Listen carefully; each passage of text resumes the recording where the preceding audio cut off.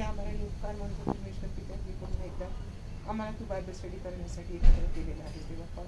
आमचे मार्ग तू मोकळे केलेस आणि देवप्पा तुझं वचन देवप्पा समजून घेण्यासाठी देवप्पा एकत्र केलंस.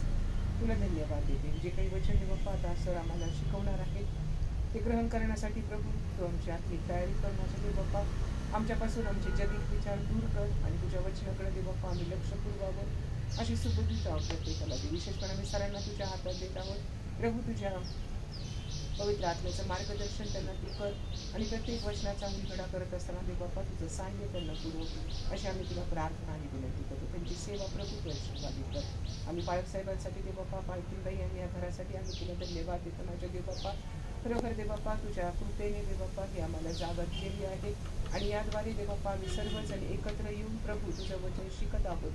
त्याबद्दल देवबापा आम्ही तुला प्रार्थना करतो. बाळकसाहेबांवर त्यांच्या कुटुंबावर तुझा वरदहस्त कायम असू दे. त्यांना पूर्ण आरोग्य दे माझ्या देवबापा अशी प्रार्थना करत आम्ही शालोम बायबल स्टडी ग्रुपचे प्रत्येक जण देवबापा आमचे समर्पण तुझ्या हाती करत आहोत. जे येण्याच्या मार्गावर आहेत प्रभू त्यांचं येणं तू सुरक्षित कर. तिथून पुढचा समय तुझ्या हातात दे ही प्रार्थना प्रभू येशूच्या नावात केली म्हणे की त्या तू ऐक. आमेन.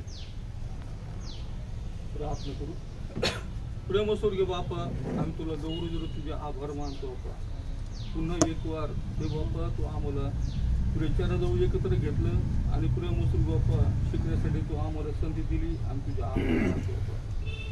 दैवी ज्ञानाने तू आम्हाला भर, तू आम्हाला मार्गदर्शन कर आणि प्रेमस्वर्गीय बापा तू सेवेसाठी तू उत्तम असं तू आम्हाला घडव बनव अशी मी प्रार्थना करतो. इतरांना आम्ही तयार करावं आणि प्रेमस्वर्गीय बापा अनेकांचं परिवर्तन व्हावं, आम्ही त्याप्रमाणे जीवन जगावं असं देव कृपेने होऊ दे बापा. विनंती प्रभू तुझ्या गौरवी नावात मागतो म्हणून काय बापा.